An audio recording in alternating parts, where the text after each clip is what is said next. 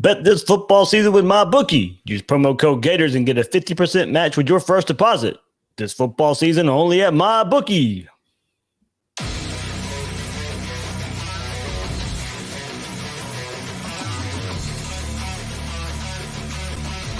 Gators Breakdown.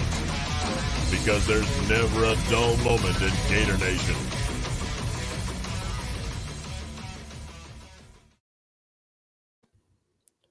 The Gators Breakdown podcast is ready to go. I'm your host, David Waters, and you can find me on Twitter at GatorDave_SEC. Here we are again on Monday evening. Most of you listen to it on Monday evening or on Tuesday, Wednesday, however you listen to Gators Breakdown. But here we are, Monday evening, live on YouTube, and joining me as he does every Monday evening is Will Miles, co-host here.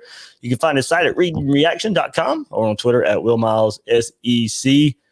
Well, it's a couple of days later, and it doesn't feel any better, man. Doesn't feel any better after that. I mean, it's disappointing loss. Yeah, absolutely. I mean, every stat that comes out, you're like, how in the world did we lose that game? Like, you just look at it, you and I, before we came on, I was rattling off a couple of things and just laughing because it's like, that Florida had no business losing that game. LSU really had no business winning it. It just so happens that those close games, those one-score games that Dan Mullen's been able to pull out the last couple of years, I think he was 7-1 his first 2 years in one-score games. Both one-score games this year have gone the way of the opponent. And, that's the danger in those close games. And we had talked about, I want to say like a month ago, one of the things I'd said on here was that I expected one of these games to be close. And I didn't know which one, but I expected one of them would be. And, I didn't pick any of them to be close because all the teams were inferior, or at least supposedly inferior. But obviously LSU came up and bit Florida and changes the calculus, right? I mean, you still have the SEC championship to play for, but the national championship's out the window, and there's still an opportunity probably for Trask to sneak in and win the Heisman if he has a big day on Saturday. And certainly, I think these guys probably have a bitter taste in their mouth after the game against LSU. So I expect them to come out and play pretty well against Alabama, but obviously that the Alabama buzzsaw is coming, and we'll see. I mean, I think there's some question as to whether Florida took LSU for granted. I don't think they're going to take Alabama for granted. So this is a pretty good measuring stick for where the program is at this point. And, hopefully it's a good measuring stick for the Gators. Yeah, we've talked about the word progress, whether it be Jim McElwain, whether it be Dan Mullen since we started this. And look, right now it doesn't look like it, but you somehow go out there and win Saturday and win an SEC championship. That is progress. And that would be crazy coming a week after losing to all right, Will, you said inferior teams. LSU is inferior. You should not have lost that game, and you lost that game there. So you play that game 10 more times, and Florida wins that game. But you know what? You got to show up when you're supposed to show up. That's part of the game, and Florida did not do that Saturday. So we'll get into all that. We'll get Will's thoughts on the games. We'll continue some thoughts of the hot button topics coming out of that game as well, and then we'll kind of we'll look ahead a little bit. There's still a lot to play for. Can't give up on it. Still got to support the team. We'll sit there and we'll watch that game Saturday, and I'm sure some people will talk themselves into finding some way how Florida will win that game, but we'll. I know it doesn't look good. No, it doesn't feel good right now. That's just kind of the nature of the beast right now. But we'll try and talk, as hopefully not too bad, too negative all the way through. But it was not pretty. It was ugly, and a lot of the conversation deserves to go that route. Yeah, I mean, again, I think we need to go back and look at what we thought about at the start of the season. I think people thought Florida had an opportunity to win the East, but you also knew they were going to have to get over that Georgia hump, and you knew that Alabama was going to be a big test coming up if you were able to get past Georgia, and that's exactly what we've seen, right? I mean, Florida is a flawed team. They are not a perfect team, but I also think it's worth going back and looking at history a little bit. One of the things that I know Dave Wonderlick over at Gator Country, and then I pointed out a little bit too, is that oftentimes coaches have a dip in their third year, right? Their team isn't quite as good in the third year as it was before. So Spurrier starts out 9-2 in 90, 10-2 in 91, and then back to 9-4 in 1992. So not a huge dip, but certainly a step back. And then 93, 94, 95, and 96 was when he found his quarterback and really started to bring in the high-level guys who were going to turn that program into what it became under Steve Spurrier. If you look at Ron Zook, 2002, okay, 8-5, 2003, 8-5, 2004, 7-5, and he got canned. And that, obviously didn't get a whole lot better, but brought in a ton of recruits. But even Urban Meyer, 2005, 9-3, 2006, 13-1 with a national title, and then 2007, 9-4. You look at Will Muschamp in his third year, 4-8. So, coming off that 11-2 season in 2012, you look at Jim McElwain, 4-7 in his third year, coming off the 10-4, 9-4. So 8-2 this year is not, it's right in line with what you should expect with a coach the quality of Dan Mullen. I know there's been a lot of criticism of him. It's amazing how the criticism doesn't come in the games when, at least the head coach criticism doesn't come when they're winning by a couple of scores against inferior opponents. You lose one to LSU, all of a sudden the criticism comes out. And, Mullen has flaws. I don't think there's any doubt about that. At the same time, 8-2 in a third year is a pretty good job by a coach. But that means that, has he just prolonged it and the slide is going to come next year, or is he going to do like Urban Meyer and Steve Spurrier did and build off of not having that third year dip and really advance the program forward? That's what we're looking for next year. And the game against Alabama is really kind of a springboard, right? I mean, some of the young guys who have gotten out there and gotten some experience are going to get their feet wet in the SEC championship game, whether or not they win the game or not. If they keep it close, if they get in a tense battle, they play a close game, they see what they need to do to become Alabama. Maybe that's a good thing, especially if Mullen can get the same level of quarterback play out of Emory Jones that he has out of Kyle Trask this year. Obviously, that's a huge ask, right? Trask has played really, really well, but at the same time, that's what the Gators are going to have to do to compete with the Georgias and the Alabamas of the world. Yeah, absolutely there. So yeah, interesting third year dips there for the two best coaches in Gator history, and how it kind of relates to what we're seeing now. How much you want to translate that. That's up to you, but still, I mean, disappointing for Saturday. You sound so encouraged by my pointing this out. No, I'm not. Man, hey, I don't blame you, man. This was a gut punch, right? I mean, this is one of those where you felt like you had the game in a lot of different places. You felt like when they went up 31-27 that they had an opportunity to really sort of step on their throat, and they didn't do that. You thought when they got the stop, obviously, with the penalty that then prolonged the drive, you thought they had the opportunity then. They got the ball back, I think, with like 2.5 minutes left, and you thought, or maybe 5 minutes left, and you thought, all right, here's Trask's opportunity to drive down the field. Isn't able to do it. And then with 27 seconds left, they get the ball back. You're like, oh, no way are they going to be able to do it. And then pop right down the field and then miss the field goal. So, I mean, the reality is that kind of stuff happens to Tennessee and Kentucky all the time. So it was a little bit of payback probably, because we get those sorts of wins against those teams all the time where maybe you don't deserve to win, but you're able to pull it out. And LSU got one of those this weekend, and it sucks. But you know what? That's the reality. Is I don't think any of us thought that this Gator team was elite. We thought that they might be able to sneak through some of the, if they were able to come out and play their A game against Alabama, then they were going to be able to at least compete. And that still exists. It's just that, they needed more than their D game against LSU. And there's no doubt this one stings a little bit. Yep. So we'll look ahead a little bit too, as we kind of just wade through the performance of Saturday. Get some of Will's thoughts, of course. I got to talk with Graham and Nick yesterday about some of these issues here. We'll get Will's thoughts on a lot of that as well. But yeah. Lots to talk about. Still previewing the trip to Atlanta this week, and what's going to happen. Hopefully, find some way to go. As Will said, play the A game. You go play the A game, then you can still go have fun out there and watch that game. So, Will, before we move forward, of course, big story throughout Gator Nation right now. Keontae Johnson, of course, Florida basketball player, and the scary incident that happened versus FSU. There, and really scary stuff. And of course, Monday, maybe conflicting reports, I guess, if you want to say. We'll start with of Florida's official message here, saying Keontae Johnson has been successfully transferred as planned from Tallahassee Memorial to UF Health in Gainesville. He continues in critical but stable condition, is following simple commands and undergoing further tests. That come out not long after USA Today had a conversation with his grandfather, who said he had been put in a medically induced coma. So, maybe conflicting reports there. Of course, we don't have a whole lot of information to go on. It's according, I guess, how you want to define, the stable condition, but following simple commands and also being in a medically induced coma. I'm not a doctor. I have no idea what that stuff means. But of course, thoughts, prayers, condolences go out to him and his family. It's a scary time right now. Of course, for everybody out there right now, we just don't know enough, and probably nor should we going out there. I know we all want more information, but we'll have to sit and wait our time until they're ready to release that type of information. But a scary incident on Saturday, Will, and I guess more of the scary part about it is just not knowing. And usually, maybe if it was good news, you would know something by now. But I think waiting on the news kind of just puts the bad thoughts in everyone's head. Yeah, I mean, I hesitate to speculate. I don't want to say anything because I don't know anything, right? I'm not close to the situation, and certainly as news is released and as the family wants news released, you suspect that we will hear that.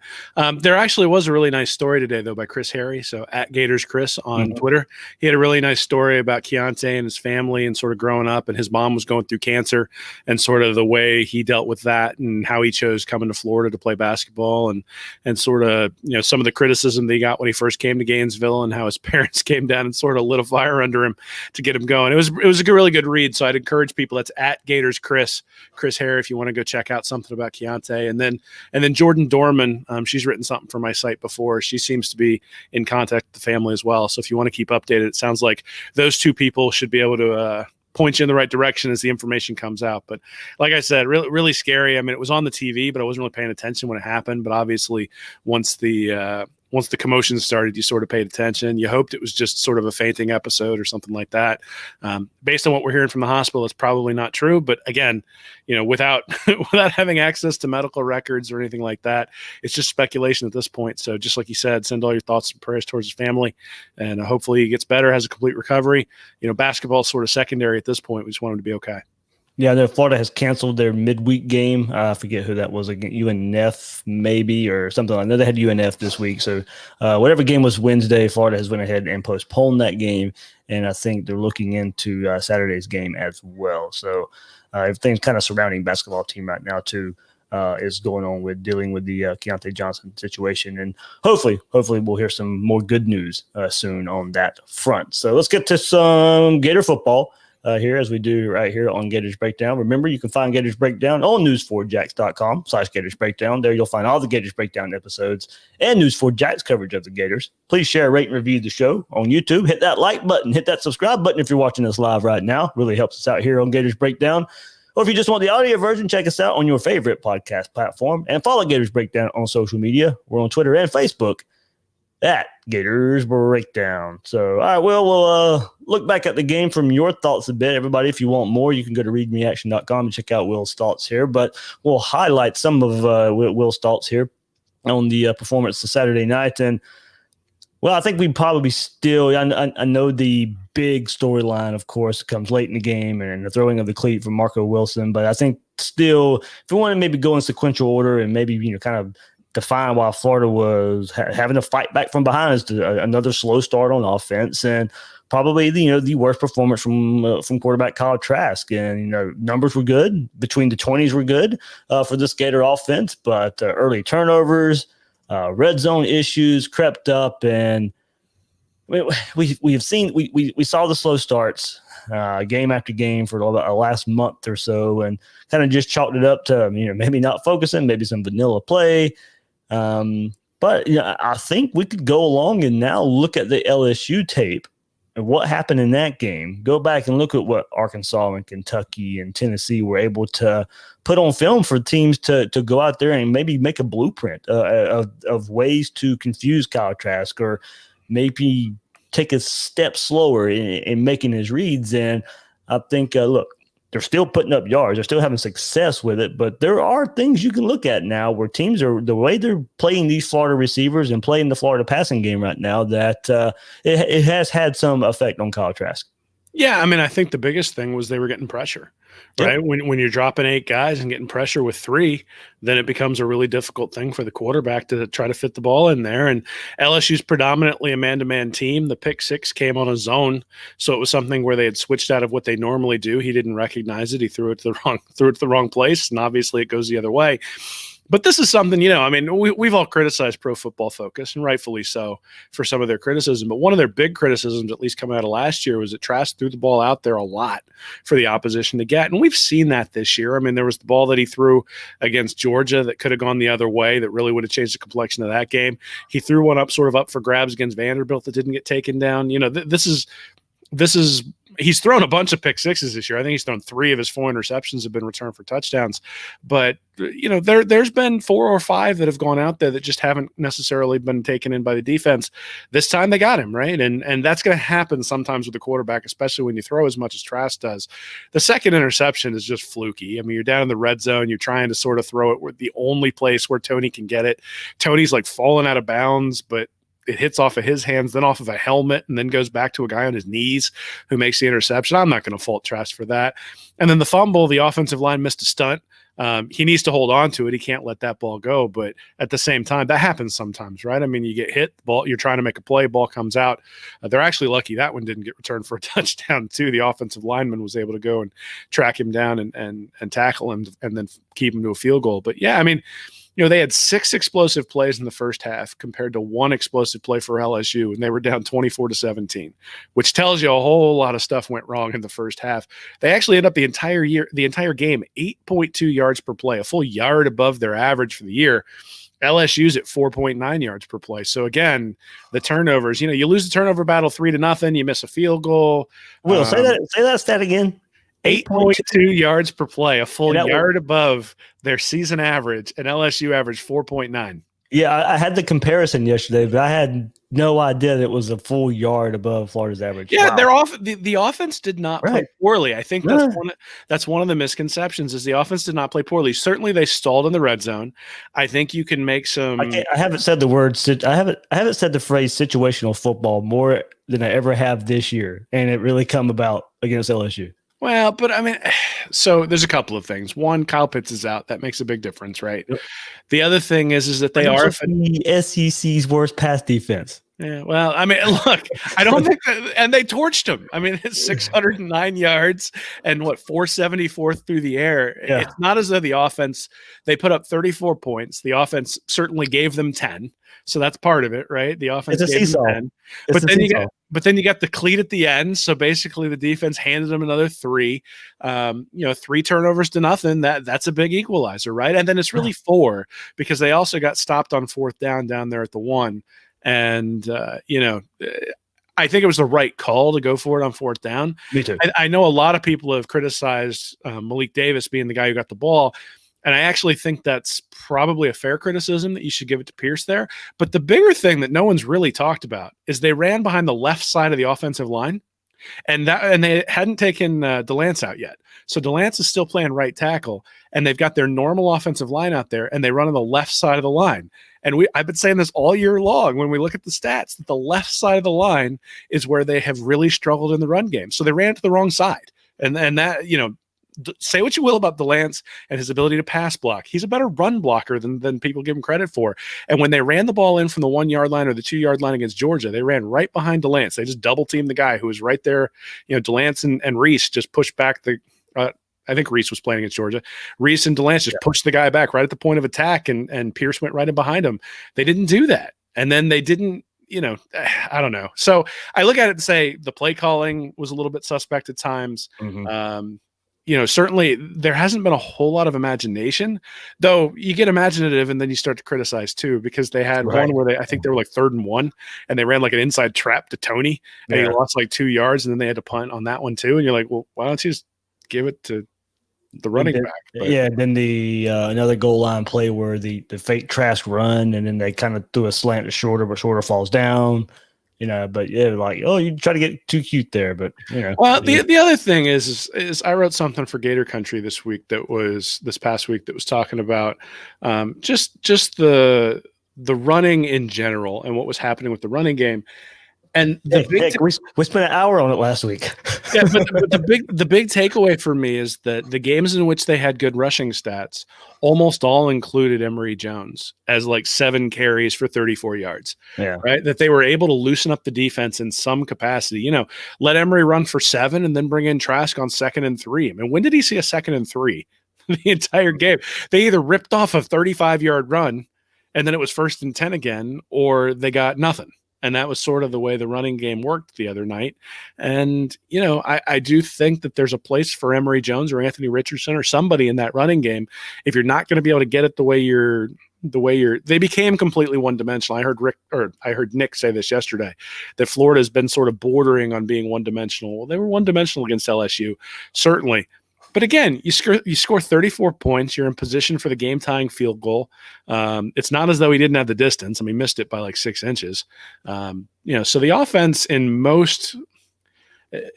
it was imperfect, but we knew at some point that the defense was going to have to bail out the offense. At some point this year, they were going to have to do that. And they haven't had to do it all year long, right? I mean, obviously, I think everybody blames the defense for the game against A&M. Every other game, Florida's been up by 2 touchdowns sometime in the third quarter. There you go. Well, I think that's part of it. It stinks that it came in the last game of the season versus LSU and a team that you're supposed to be a much better than, 24-point favorite. You figured maybe since you hadn't seen it through 9 games that, okay, well, it's not going to happen in the last game of the season. And it did.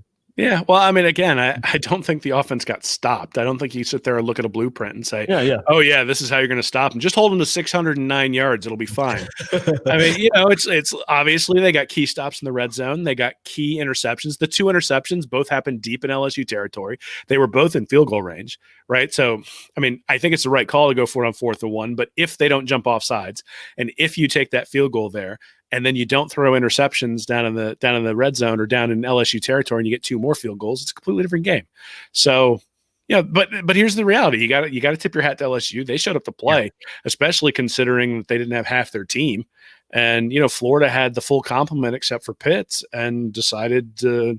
Yeah, more than anything, more than the play calling, more than the interceptions, all that stuff. It was probably the want to. Florida didn't want to go out there and win that game. Yeah, I mean, I struggle to hesitate. I hesitate to ascribe, and that's hard to measure. I know, but come on, if Florida wanted to go out there and play and win that game, they should have. Yeah, but I mean, we went over this a couple of weeks ago, where when Alabama won their first national title, they won a game 12-10 over Tennessee, and it was an inferior Tennessee team. So those 1-score games, and even Florida in 2006, right? You got the 17-16 game. I think they beat Vanderbilt by like 6 points, and that's one of the things that we were all pointing to, saying, well, they're still beating Vandy by 2 touchdowns. Like, so what's the problem? The problem is that when you get into a close game, execution starts to matter. And oftentimes Saban can say all he wants about offense dominating. And it's true, right? That if you get up 3 touchdowns and you can just sort of coast, having an explosive offense makes a huge difference. If you get down 2 touchdowns, having an explosive offense makes a difference. But being able to execute when you get to the point where it's 3rd and 1 and you need that first down, or when it's 3rd and 1 and you need that stop, like those are critical things. And the 2006 team was able to do those sorts of things, right? It was able to get the blocked field goals, was able to stop South Carolina in situations where they needed to. And they've got an awful lot of luck too, because that 2006 team, if either one of those balls goes through the uprights and Jarvis Moss doesn't get to it, we're thinking about Urban Meyer in a very different way, especially when the defense couldn't stop anybody in 2007. So, 1-score games, typically there are a lot of luck involved. There's a lot of late game execution. One of the things that Florida missed out on was a lot of the savage workouts, and they have not been very good in the 4th quarter, and it sort of showed again in this one. So I don't like ascribing motivation to teams when I have no idea what's going on. Clearly Kyrie Campbell wanted to be there because he was going nuts there in the 3rd quarter. I think the big thing is that the execution things, the attention to detail, all the stuff that people have pointed out all year long are still there. So, you got the double corner blitz, you got, Campbell not knowing he's supposed to be out on the field and running out there, so you get an offsides. Guys not lined up when they're running a quarterback sneak when it's 3rd and 1, to where you basically just give them the first down. Obviously the cleat toss but even after that, the cleat toss and then still allowing them to drive down the field and set themselves up for a field goal. And then the thing that nobody's really talking about because of the cleat toss is you got 27 seconds left. Mullen calls a timeout. Is that the right call? Because LSU was going to have to run out on the field, kick a 57-yard field goal in the fog, and didn't have any timeouts. So would they have rushed? Would it have changed things? Would he have possibly missed it? We saw this with the Patriots and the Seahawks, where Belichick, whether he did it intentionally or not, kind of let Seattle cause their own angst by not having enough timeouts and thinking that New England was going to call timeout and then they didn't, and all of a sudden New England's able to cause the turnover. You wonder whether the same thing might have happened here. I'm not going to criticize Mullen for calling a timeout. I think it was probably the right call. And in fact, it almost turned into the right call anyway. Yeah. But again, you start thinking about these late game situations, execution, and you can look at 4, 5, 6 different times where Florida just wasn't able to execute. And then you look at, well, I think that comes in preparation too, though. Like, I don't think they took the game serious all week. And I think, you're out there. But I mean, look, like I said, there's no way to know. There's no way to measure it. But Mullen didn't take the game serious. I mean, he was telling you and I think that bleeds over. I think it bleeds over. Sure. But I mean, again, I've heard a lot of people criticize Mullen. I think it's probably justified. It's always going to be justified when you lose a game like this. We'd be laughing at Kirby if he'd have lost a game to LSU that was going to allow them to go to the national championship or at least play for it. And certainly it's not a surprise that people are, chucking shoes at Gator fans this week. But, at the same time, this is who Mullen is, right? Like anybody who sits there and says, "Oh, Dan Mullen, he's arrogant. I didn't realize it until today." It's like, really? Like until today? Like this is who he is, better or worse, right? I had plenty of Mississippi State people on when Dan Mullen was hired. We knew that. We knew we were getting that. He's stubborn. He does not like the media. He puts his foot in his mouth. He's an excellent X's and O's coach. I think he does a really good job of normally preparing his team. But he is the guy who shows up in the Darth Vader costume after instigating a brawl. He is the guy who talks about promising things in recruiting and then has a bunch of guys depart from the program right afterwards. He is the guy who has essentially put up the exact same recruiting class for the last 3 years. I cited the Spurrier example and the Meyer example and sort of those third-year examples. I think, obviously the Chip Kelly experience could be what we're going through right now. And so this is a lot better than that. But there are warts. And so, the fact that people are coming around to what the warts are now surprises me a little bit, right? But again, when the honeymoon was going on and I and you a little bit, we're talking about recruiting, those first few recruiting classes, everybody's like, you just got to give them time. You just got to give them time. You just got to give them time. Well, you can roll the ball out on the field and win if you've got superior athletes everywhere. But Florida's receivers were covered. And that does indicate that, other than Tony, they were covered pretty well. And against, third and fourth string DBs for LSU, whether that means they were just not ready to play or whether that means that, LSU did a really good job matching up right there with, they were playing the pass and had guys where they needed to be. Like you said, those guys didn't make mistakes. The mistakes that we see on Florida's defense, going to your point, Will, of the inexperienced backups that were on LSU's team, you would have expected those same mistakes. They didn't make them mistakes. I mean, don't get me wrong. We said Florida had a bunch of yards and all that stuff, but there were times when they needed those key stops, those 3 and outs that Florida kept having when the defense actually did do their job for a little while. It didn't bleed up, LSU's, as you said, their DBs, they did enough. They did enough. Yeah, well, I mean, look, LSU's 4-5. I mean, obviously we thought they'd be 3-6, but they're 4-5. So they're not a terrible team against an SEC schedule. If you went 4-4, let's say in an SEC schedule, you'd probably end up the year being 7-4, right? And go into a bowl game, potentially end up 8-4. So it's one of those sort of, LSU is okay after losing 3/4 of their team to the NFL type of teams. Their pass defense has been horrendous, but all the guys who were terrible were out. So apparently, everybody's been saying Florida should play like walk-ons and stuff because it can't get much worse. There you go. Maybe who knew they were right? Yeah, maybe that was the perfect example of that. Look, I mean, there's no excuse for losing this game. If you want to be a truly elite team, you got to beat LSU at home when LSU is struggling. Didn't do it. Not an elite team. 2020 is a fun year. Let's go win the SEC championship. But at the end of the day, anybody saying Florida's going to be in the playoff is deluding themselves at this point. Like there's no path, and nor should there be, right? You lose to LSU at home. That should be a disqualifying loss, even though what do we have? Notre Dame has to beat Clemson. Tennessee has to beat Texas A&M. Ohio State has to lose a game. You beat Alabama. Dude, I'm as big a homer as there is out there, and I'm not even coming close to pumping that kind of sunshine. Man, I'm not either. That was just something I was calculating in my head, bro, when you said that. But again, I go back to at the beginning of the year, if you told me Florida was going to go 8-2 against a 10-game SEC schedule, win the East, and they were going to then have an opportunity to play Alabama with a guy who could potentially win the Heisman Trophy, I'd say, that's a pretty good year in year 3 for Dan Mullen. It's because of the way it happened, right, that we're discouraged. It's not like, and I say this with recruiting all the time, right? You get one 5-star recruit and everybody goes, oh, who said he couldn't recruit? And you get one 3-star recruit and all the people on the other side are like, he doesn't. No, you take the whole class in its entirety and compare it to everyone else. And when you take an 8-2 record in the SEC and compare it against everybody else, particularly with the challenges of having the COVID break, having to play 7 straight games in the SEC, really 8 when you count the SEC championship game, and you sort of put that up against other teams in the country, it's impressive. It's just not national championship impressive. And the standard at Florida is championships. Mullen knows that as well as anybody.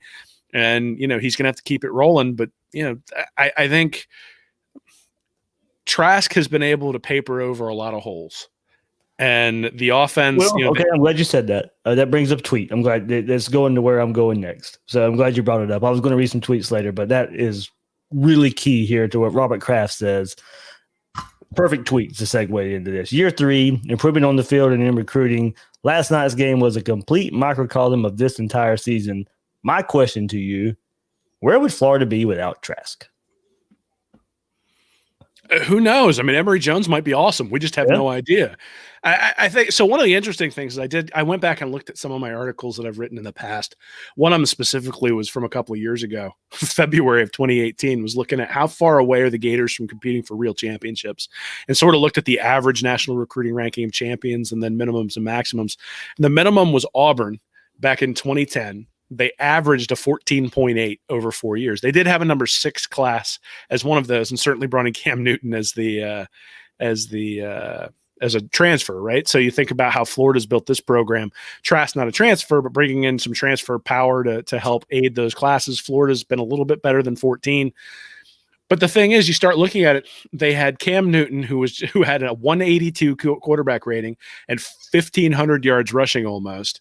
And that Auburn team went 7-0 in 1-score games. So even with elite quarterback play, with that level of recruiting, they needed an awful lot of luck. They beat Clemson in overtime early in the year.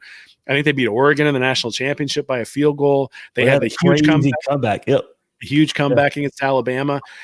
So the reality is when you have a team with that level of talent, it is possible to win the championship, but you need a lot of luck and you need an elite quarterback.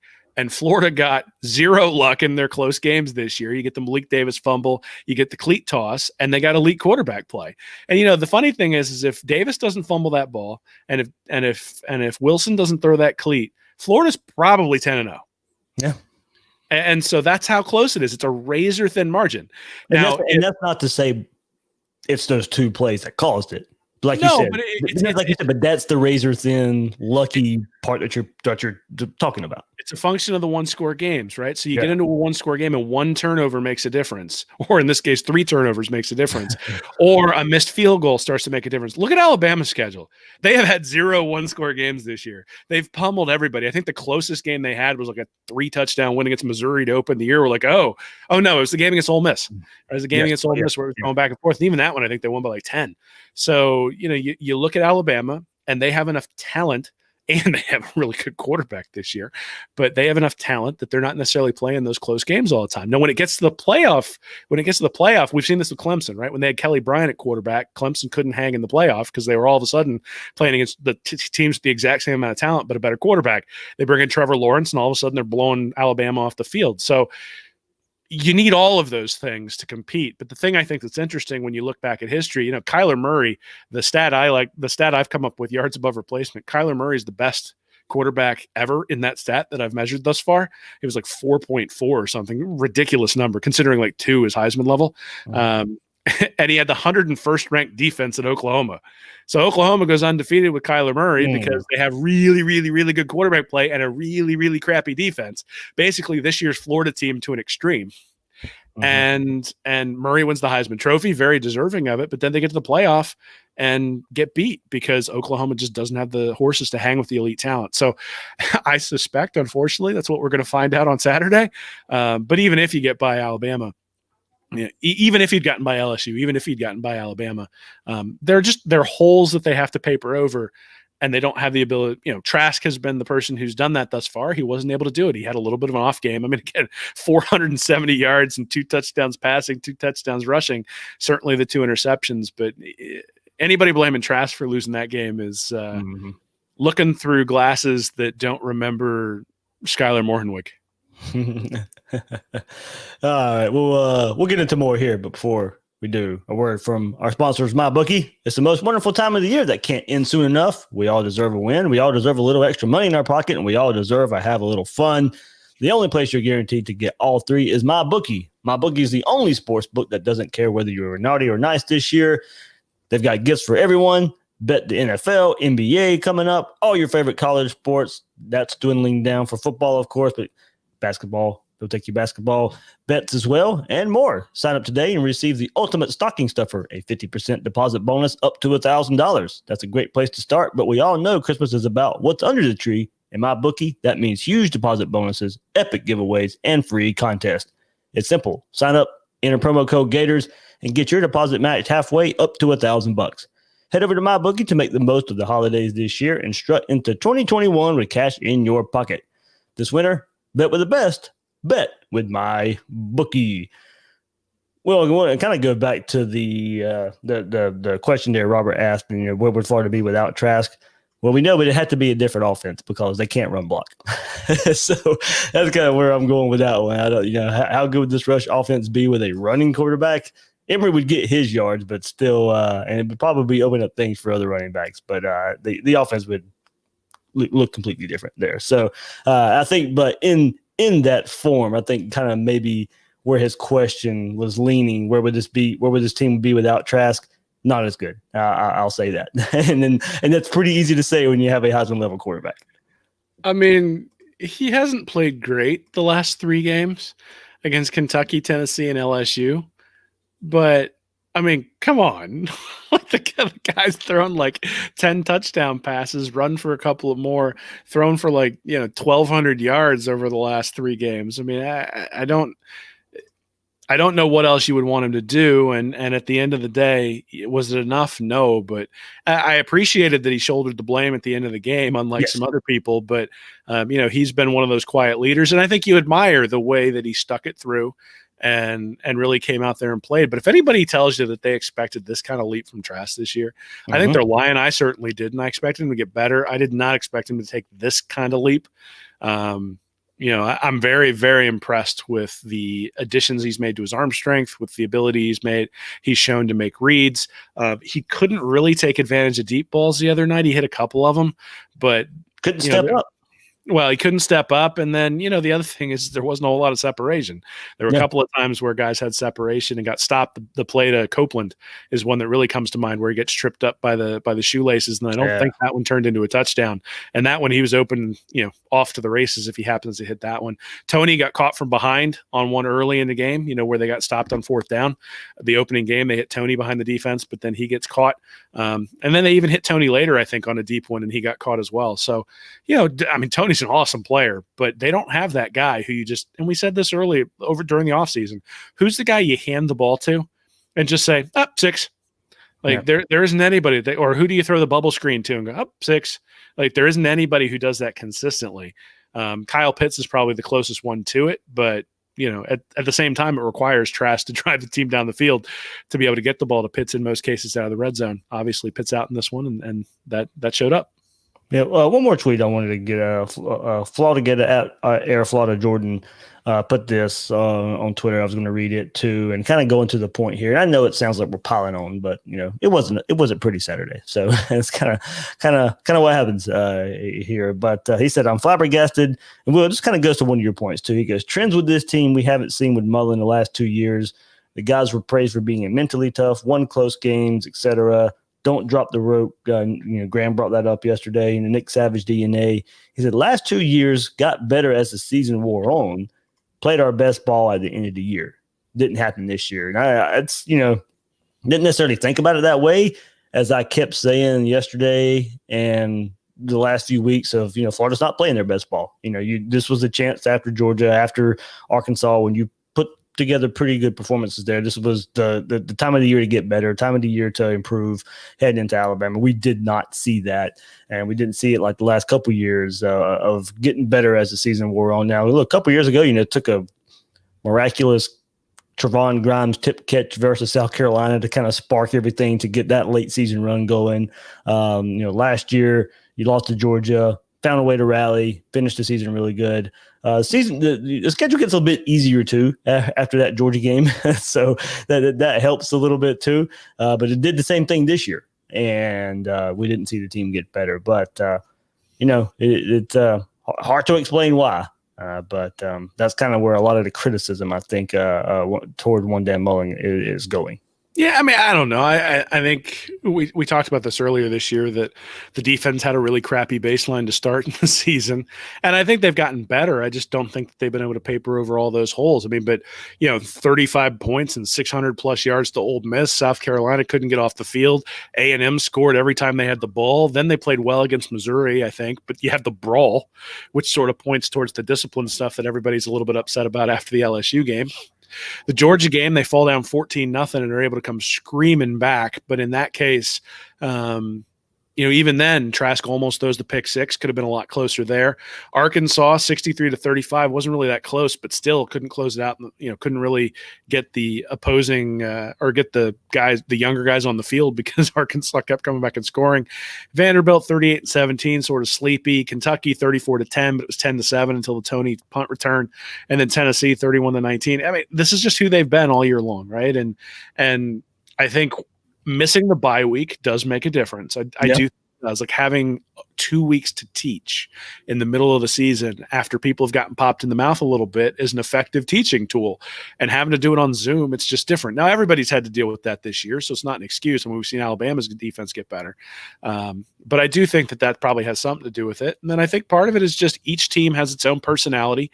Each team has its own flaws. You look at that 2007 team and you kept saying, oh, well, if the defense can just get better, Tebow's really awesome. Like, and then Tebow wins the Heisman Trophy. They go out in that game against Michigan and just get absolutely torched. And you're like, oh, God, like, what's coming up next year? Oh, it turns out a national title because those guys are all going to improve over the offseason. And the defense is going to come out ready to go because of all the criticism they took the year before. And because all those guys got better. So, each team has its own personality. Each team has its own sort of way that it mingles with the head coach. This is a group that's heavily dominated by McElwain recruited players.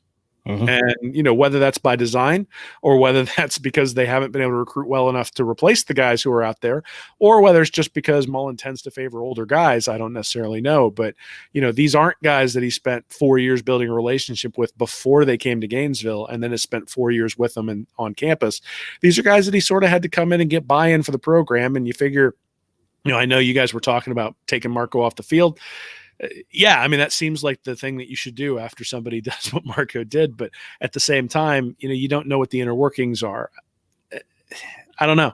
I mean, Yes, you would expect them to get better. I think that's why everybody has criticized Grantham ad nauseum since like the first game of the year.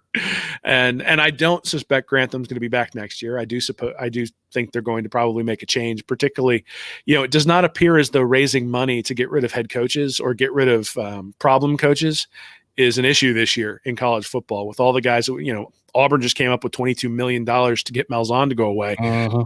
If the boosters want Grantham gone, I think they're probably going to, be able to do it. In fact, I think if Grantham stays, that does sort of point towards the things we've already talked about with Mullen, that, he wants to do things his way. He's comfortable doing things his way, and he's not necessarily going to acquiesce to things, though I do kind of wonder whether him changing up the offensive line was sort of a subtle a subtle gesture at the media, and I'm not sure it worked out real well, but I was surprised to see that change because he's always sort of stuck to his guns.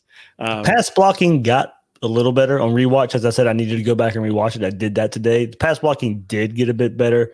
The run blocking still is an issue that I think a lot of people wanted that to happen, not only because of the pass blocking issues that we saw from Junior Lance, but maybe it would help the run game as well.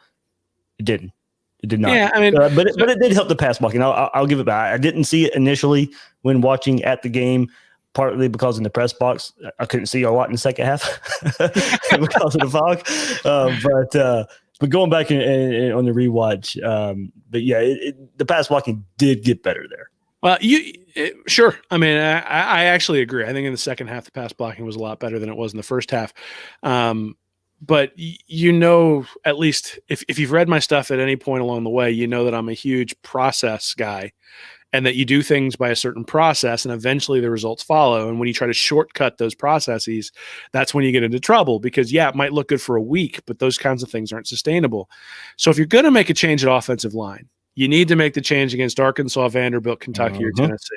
You don't make the change in the last game. I mean, that's like Wade Phillips with the Buffalo Bills, like ripping out Flutie right before the playoffs. Like it doesn't make any sense to do those sorts of things right at the end of the game. So, which is why I think it's particularly within Mullen's personality to go, you guys want to see a change? All right, here you go. And, but I don't know. I mean, obviously it didn't work. Well, I don't want to say it didn't work for the running game, because they did rip off some pretty big runs. Yeah, the big run from Malik was with that line. I was looking for more consistent. I'm sorry, and I know I've beat the explosive run dead horse all year, and I got it with that offensive line set up in there. But there was also a chance when there was another red zone trip with those guys that they basically struggled, and I think Trask had to basically sneak it in there. But they didn't get the push that they were supposed. That I think people were expecting with a massive offensive line change. Yeah, I mean, the other thing is they got, because they couldn't push it in, Trask got his knee tweaked there on that first touchdown run. And he had sort of the same thing happen to him against Auburn last year, came back into that Auburn game. But, I think it took him a little while in that game to get comfortable after he came back. I know Emory drove him down for a field goal, and then Trask comes back and is able to sort of finish off the game. And then one of the things we said sort of coming into this year was, hey, maybe that knee sprain had an impact on things. I do wonder whether it took him a quarter to sort of get comfortable again, getting hit and doing those sorts of things. We'll never know, and he's not going to tell us, but it didn't look real good. I mean, it looked like his knee got tweaked pretty good there when he got bent back on that first touchdown run, and maybe that impacted his ability to push off. Maybe that impacted his accuracy a little bit. Maybe he made some reads a little bit quicker than he would have before, because he didn't want to get hit. His jersey was awfully dirty. Yeah. So you can say what you will about the pass blocking in the second half, but in the first half, he got drilled a ton. Mm-hmm. And we said even 3 months ago against Ole Miss, he was getting hit on little just sort of smash patterns where the ball was at 3 steps and out, and he was still getting hit. And, those sorts of things start to add up over the course of the year. And, you're going to have a bad game every once in a while. And I mean, 474 yards and 4 touchdowns. I hope I can have a bad game like that at some point in my history. Well, asked this question Saturday night, got a lot of good responses here. Was this the most devastating loss? And I guess for us, we probably have to go through modern Gator football. And for a lot that, just because of the age of people, starts around 1990 of following Florida football. And that's modern Florida football, when Florida started competing for national championships, SEC championships. Most devastating loss, you think? Yeah, because it was self-inflicted. The Jordan Reed fumble comes to mind, but that was like one of 6 turnovers. It's a fumble, so it's a physical mistake. The Tennessee game in 2001 comes to mind. Yep. I got the Georgia Southern game in 2013, a lot of that. But my thing was what was on the line in this game, and you are a huge favorite. This should not have happened. You got beat by a much worse team. Going and look. LSU's LSU. They're not LSU this year. And you didn't lose to, a traditional LSU team. You lost to a bad LSU team, playing a whole bunch of backups, playing a freshman quarterback making his first start. So much was on the line. You had a big game versus out. And to me, it's regardless of what you think will happen when Florida and Alabama meet, or what you thought would have happened even before the loss. That doesn't matter. You still had it on the line. You still could take your chances there. To me, yeah, I think it is. I think it's the most devastating loss in modern Gator football. You still had a chance to go out there and go beat Alabama to get a playoff spot, win the SEC. But yeah, I mean, a lot of people brought up Georgia Southern in 2013, but no, that was a lost season already. I mean, don't get me wrong, it's another game you shouldn't have lost at the time, FCS team. But nothing was on the line in that one. Tennessee 01, Will, you brought that one up. Some of the Auburn, FSU games in the mid 90s, I think, probably are up there a bit too, with stuff were games that were on the line and the choke at Doak, even though that wasn't a loss. I know a lot of people bring that one up as well. But yeah, for me, this one stings a whole lot, and it might just top the cake. I mean, this one isn't pleasant, but I think most of us behind the scenes, at least, you're trying to keep up a good face while you're picking the team throughout the year. Yeah. But we all expected to get shellacked on Saturday against Alabama.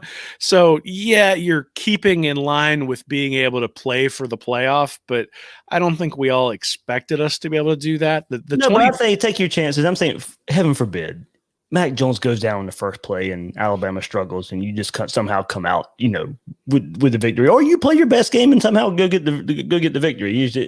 The possibility was still there. Yeah, I mean, so I think part of it is because of how, right? It happens on the loss is on a stupid play, right? Where you're just like, ugh, I can't believe that we had it and gave it away, not the other team took it. And there were plenty of times in that game where you could say somebody gave it away, but let's be honest, the cleat toss is the reason they lost this game. But when I look back at most devastating, I'll tell you the one that I was the most stunned at, and the one that I remember, and the one that I know exactly where I was when it happened, and I just can feel sort of that bitter taste in my mouth, is Ole Miss in 08. Like, that's the one, and I know how it turned out, and I know they won the championship, and I know that, but especially knowing what's coming, and sort of knowing that 09, you're going to lose to Alabama. Alabama's going to take over supremacy. And then all of a sudden the whole program's going to fall apart. Yeah. That was their opportunity to go 14-0, have that undefeated season. They don't do it. Obviously, you have the promise. You win the national championship. Everybody, it's great. Like the backstory of that. But that game still sticks with me. How the hell did we lose that one? Yeah, I'm glad you brought that up, because that one did not come. I don't remember that one coming up at all. And you're right. Tell you, the Auburn one in 06 is one that sticks with me too. The games where, the ones that impact me are the ones where I feel like we have the shot to win the championship. Mm-hmm. And you lose. And those are the ones that really stick with me. So like 06, you lose to Auburn. I didn't think there was any way we were going to be able to get back in the chase for that. And you had sort of that weird fumble by Leak where they called it a fumble, but I thought it was an incomplete pass. So that's sort of the same type of feeling where it's like we didn't deserve to lose that game. We were going in, in 08, you got the missed extra point, and that's how you lose to Ole Miss. Really, we lost on a missed freaking extra point. And not only that, Tim Tebow gets stuffed on a play where he never gets stuffed on. He never gets stopped on that quarterback power, and it was nowhere close on that one. Well, and even 95, when you go back to the Fiesta Bowl where they got beat by Nebraska, obviously, I think Nebraska was the better team, but that's one of them where you show up the next day at the water cooler and your buddy who knows you're a Florida fan. Like, I mean, I live up here in Philadelphia. I had people asking me about shoes today. Yeah. And, so like, everybody saw this. Heck, the guy who threw the shoe at George Bush was tweeting about it. So, yeah. So this one's gonna. I mean, I'm not trying to diminish this one. This one should sting. This one's gonna stick in our minds. We're still gonna talk about Marco Wilson chucking a cleat, 20 years from now. When you start sort of rattling off the weird things that have happened in LSU games. I mean, that was one of the things that I did in my preview was look at all the weird ones. This is the weirdest, and It sucks because you gave it away. It stinks because you didn't have an opportunity to play for the champ, or you felt like you had an opportunity to go in and really have one of those days where, all right, I got hope heading into this SEC championship. We're going to be able to get it done. And just that sort of goes away. So that stinks. But again, I don't know. That Ole Miss game is the one that sticks with me. Yeah. I'm going to get to a tweet here to kind of finish up our some of the tweets I wanted to get into. And it is on this theme here. Let me hear.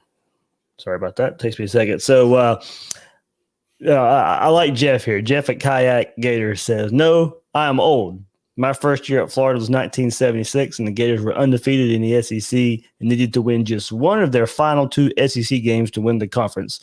Lost to Georgia on 4th and dumb, and then went to Kentucky the next week and laid a total egg." So, it is, like I said, it's a lot of it is just when you started watching Gator football and around the program. I mean, just think about how bad the 96 FSU loss would have been if you didn't get the rematch in the Sugar Bowl. I mean, that's another one that could come up there. So, I mean, it's there's been some that hurt, but as I said, I know recency bias is going to play into it a bit here, but this one stings. So I do want to put something into perspective, though.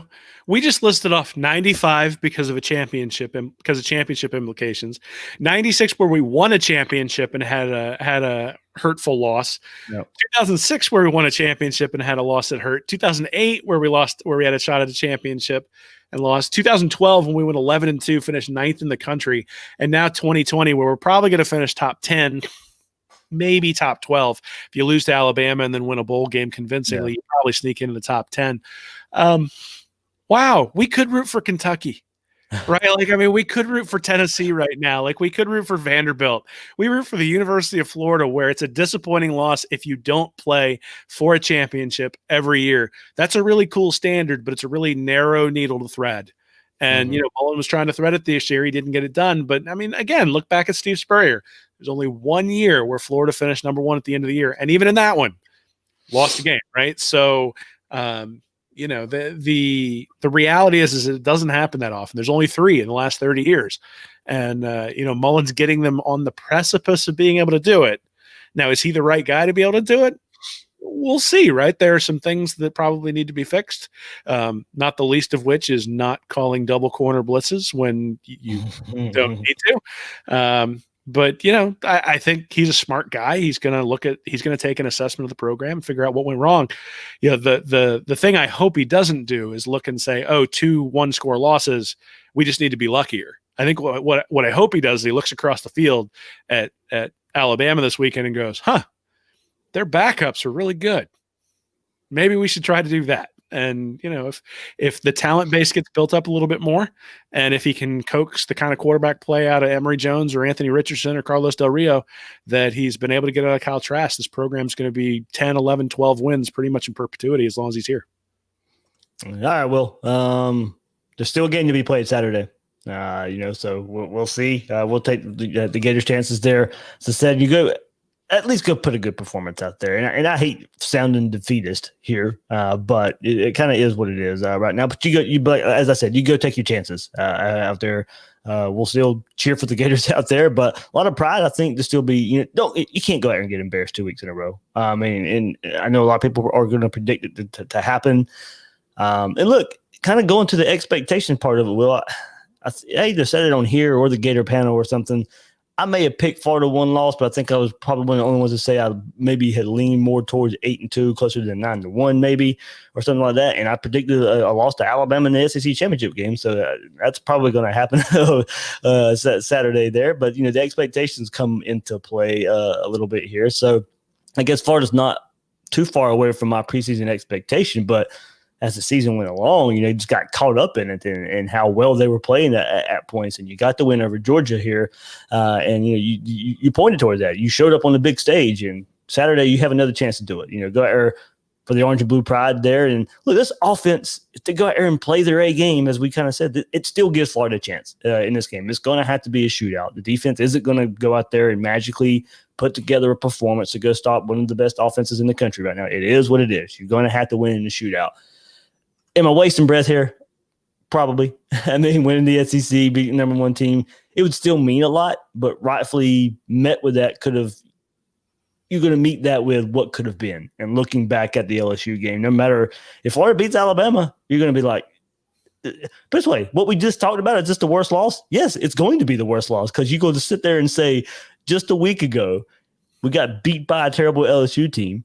And we beat this Alabama team, and now really nothing to show for it except some progress of winning the SEC championship there. I want to stop you there, Dave. I need to give you a hug or something because you start out the year and you say, if we win the SEC championship, is it a successful season?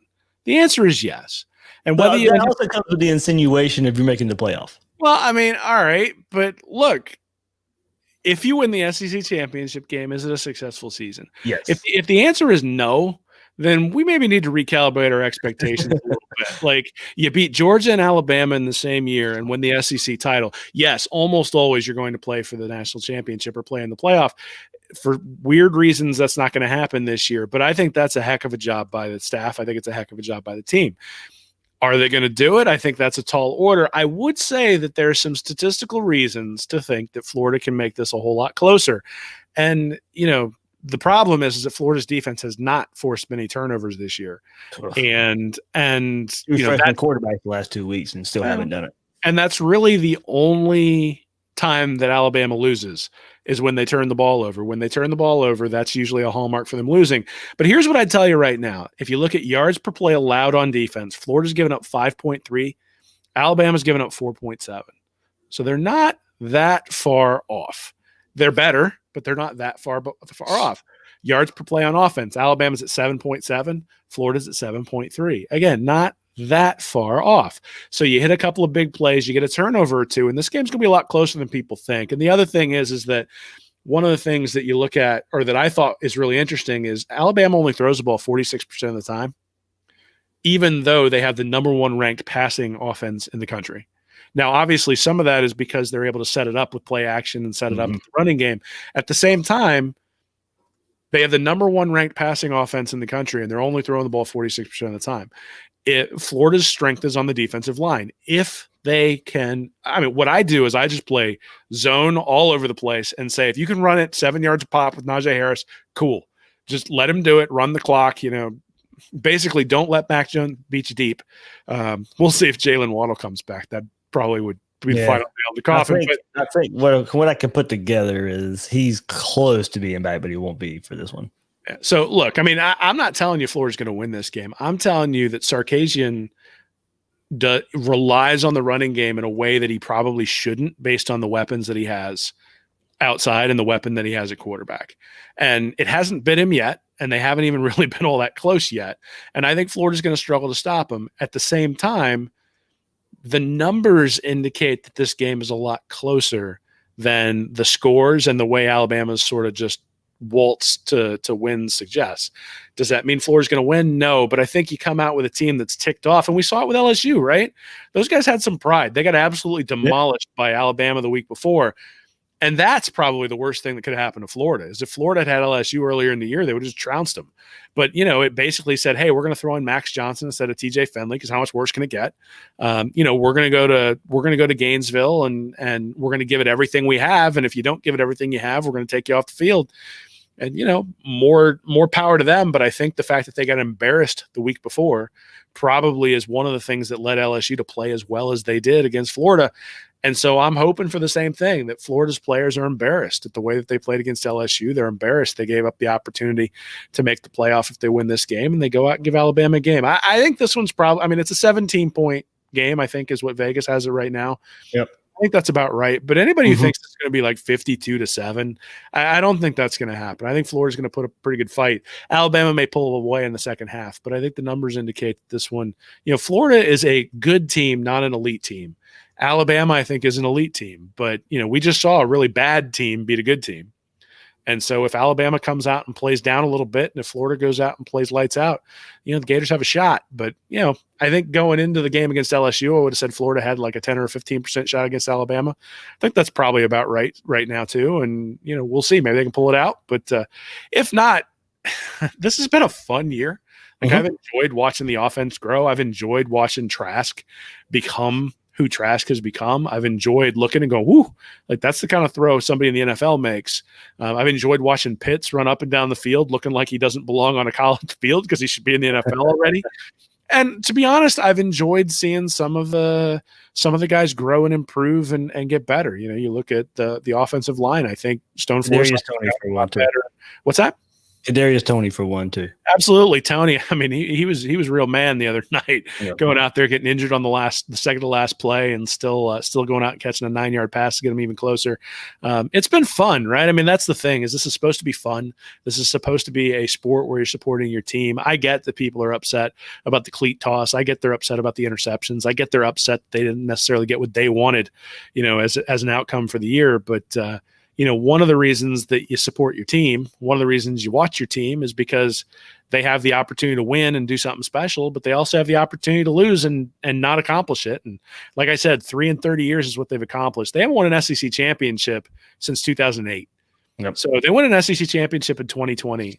That's a hell of a season. And I'm not going to diminish the SEC championship because they lost to LSU. I'm going to say, you know what? It's one more step forward. Why wouldn't you want to come play for the guy who takes down Georgia and Alabama with, sort of, the 2-star quarterback and a ragtag offensive line. Like, think about what would happen if you came here and gave him the horses to compete with those guys on a regular basis. I think it's a pretty good recruiting pitch, and we'll see whether it works on Wednesday. Yeah. I mean, like I said, signing day, early signing day coming up, of course. So I won't forget that. We'll have Corey Bender on from Rival, so he's going to hop on and breaks early signing day for me for us right here on Gators Breakdown with me on Wednesday evening. Got that scheduled for 7:00 right now, but I think that's about the time there. But yeah, well, I didn't make it sound like I wouldn't be happy. I'm just saying the LSU game would be met with more criticism if you go out there and I get it, man. Look, I've been on Twitter. The whole fan base needs a hug. Like, just the whole fan base, group hug for the Gator fan base, and then one of those jerks on Twitter would punch us in the face if we did it anyway. But hey, like, the Gator fan base is passionate. That's one of the reasons why it's fun to play. It's one of the reasons I really admire the guys who come to schools like Florida and go out there, because you could go to a MAC school and no one would pay any attention, and you get burned, and you're like, oh, we went 7-5. That stinks. But instead you decide to test yourself against the best, come to the SEC, have a fan base that's this passionate. And, every week you go out there and you can be a hero. Every week you go out there and you can be a GOAT. And with everything on the line, certainly the GOAT incident happened on Saturday, but that's what you put on the line when you come to Florida. I think these guys learned something by going through this. I know Dallas Baker reached out to Marco Wilson and sort of said, hey, I've been through that. And he absolutely has, right? The penalty that he got of the personal foul that cost Florida a game. And so he's gone through that. He's felt sort of the ire of the Florida fan base, though not through social media, but he's felt that. He reached out, and certainly I think Dallas Baker is a shining example of, one, overcoming that sort of thing, but two, just sort of an exemplary example, a great example of who we want the Gator alumni to be when they come out of the program.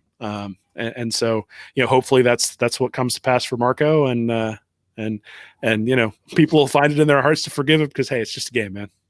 Yep. Well, this week was supposed to feel different. It was supposed to feel different than Saturday's game versus Alabama. Didn't turn out that way. We'll still, I'll still put the preview out there. First time in a while of getting to doing a SEC championship game preview, so that'll be fun.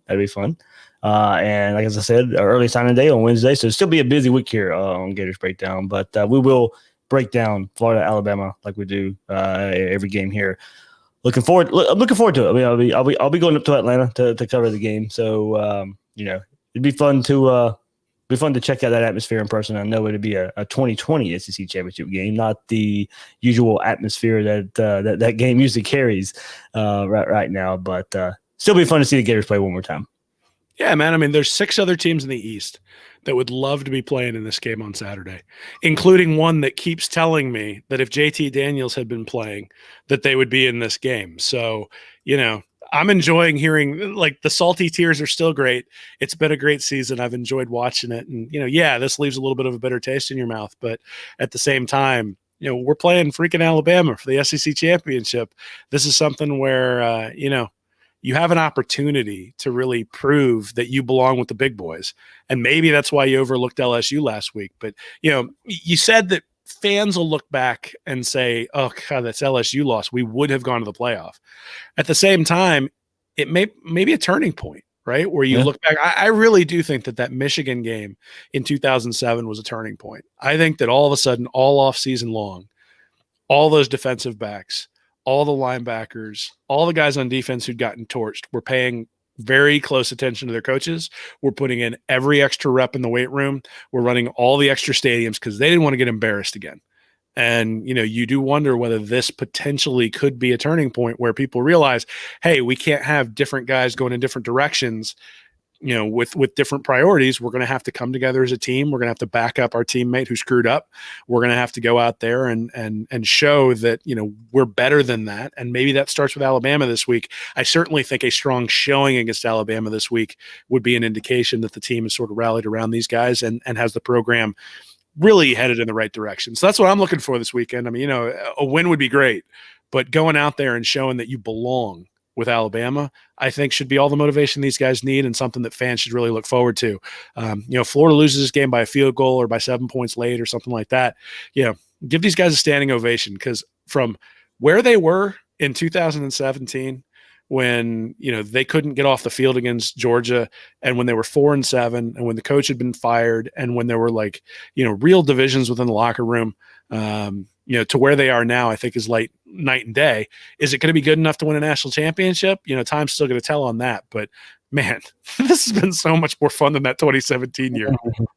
And not even close. Not even close. Yeah, but had a lot of fun. Had a lot of fun with it. And it all culminates Saturday as Florida takes on Alabama. So that was Will Miles. You can find him at his site, readandreaction.com, and his Twitter handle at Will Miles SEC. I'm the host of Gators Breakdown, David Waters. You can find me on Twitter at GatorDave_SEC. Guys and girls out there, thanks for listening to this episode of Gators Breakdown.